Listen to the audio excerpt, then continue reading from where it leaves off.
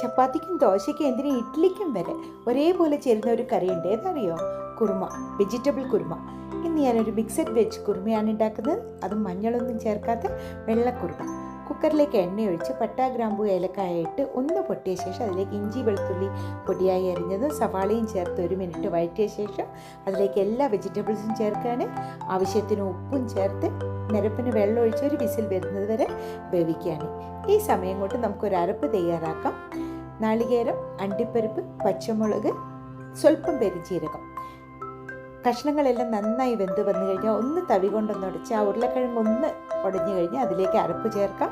ഗ്രേവിക്ക് ആവശ്യത്തിനുള്ള വെള്ളം കൂടി ചേർത്ത് നന്നായിട്ട് തിളച്ച് വരുമ്പോൾ കറിവേപ്പിലയും സ്വല്പം മല്ലിയിലയും ചേർത്ത് വാങ്ങി വയ്ക്കാം. മഞ്ഞളൊന്നും ചേർക്കാത്ത വെള്ളക്കുറുമയാണ് കാണാനും ഭംഗി.